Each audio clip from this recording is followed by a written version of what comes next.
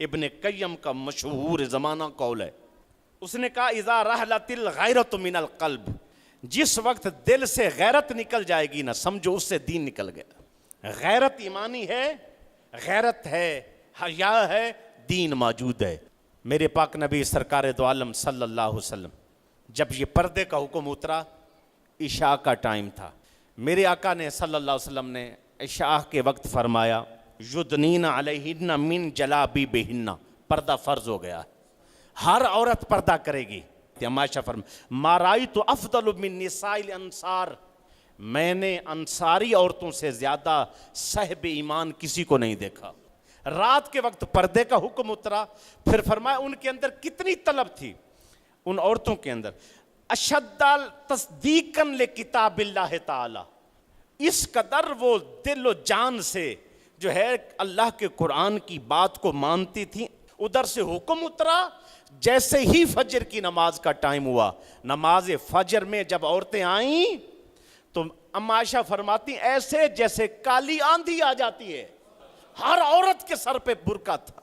کوئی یہ کہہ دیتی کہ حضور رات کو اتر رہا ہے تو میرے پاس کپڑے نہیں ہیں، میں کل ایسا انتظام کر لوں گا، حضور فرما دیتے ٹھیک ہے اجازت، لیکن انہوں نے اجازتیں نہیں مانگی، انہیں یہ نہیں کہا آج کر لیتی ہیں کل کر لیتی ہیں، یہ جو ہے نا یہ ہو جائے گا وہ ہو جائے گا۔ ابھی چھوٹی سے لے کر بڑی بیوی تک، ہر خاتون تک، ہر عورت کے سر پہ برقع تھا، اور اس برقعے میں آ کے وہ مسجد میں شامل ہوئے۔ دروازہ کھٹکایا، آقا صلی اللہ علیہ وسلم کا بندہ دروازے کے سامنے کھڑا، حضور تشریف لائے، آپ نے فرمایا میرا جی چاہتا ہے میں اس تیر کے ساتھ تیری آنکھیں نکال۔ تجھے سمجھ نہیں ہے کہ دروازہ کھٹکا کے دروازے کے سامنے کھڑے ہوتے ہیں، میں دروازہ کھولوں اور تیری آنکھ اندر پڑ جائے؟ یہ غیرت ہے، ایمانی ہے۔ اس نے کہا حضور میری اتنی اوقات کہ میں آپ کے گھر میں جھانکوں گا۔ آپ نے فرمایا کہ اگر میرا جی چاہتا تیری آنکھیں نکال دوں۔ آج بیٹیوں کے جنازے نکل گئے، بیٹیاں بے پردہ ہو گئیں، باپ اپنی مرضی سے موبائلوں کی مختلف قسموں کے لا کے اپنی بیٹیوں کو موبائل دے رہے ہیں، پیکج کرا کے اپنی بیٹیوں کو دے رہے ہیں۔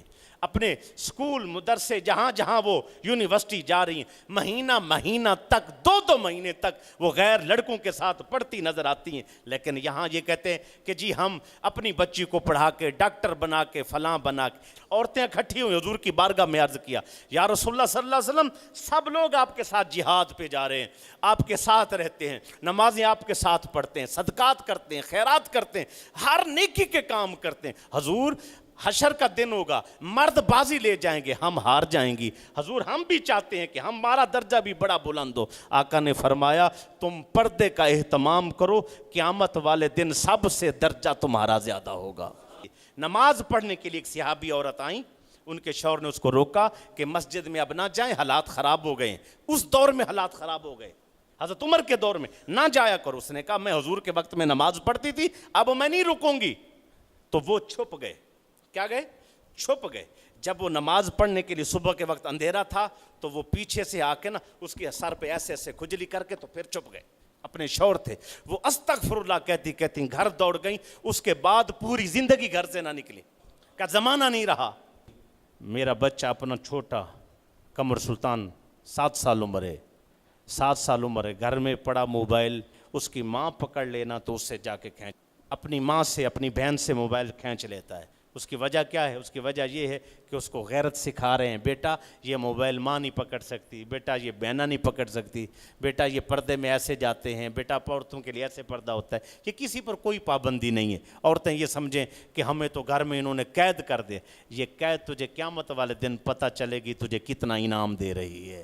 حضرت فاطمہ زہرا نے نہیں کہا میں قید ہو گئی ہوں، یہ دین کا ایک حصہ قانون ہے۔ حضرت اما عائشہ نے نہیں کہا کہ میں قید ہو گئی ہوں، صحابیہ نے اور صحابیات نے نہیں کہا ہم قید ہو گئی ہیں۔ اور نیک بیویوں کے اتنے قصے ہیں، اتنے ان کی زندگی کے احوال ہیں، اگر پیش کریں تو ٹائم نہیں، 1 2 4 جمعے اور بھی لگ سکتے ہیں۔ تو اسی لیے لازم کہ ہم پردے پر آئیں، دین پر آئیں، ایمان پر آئیں۔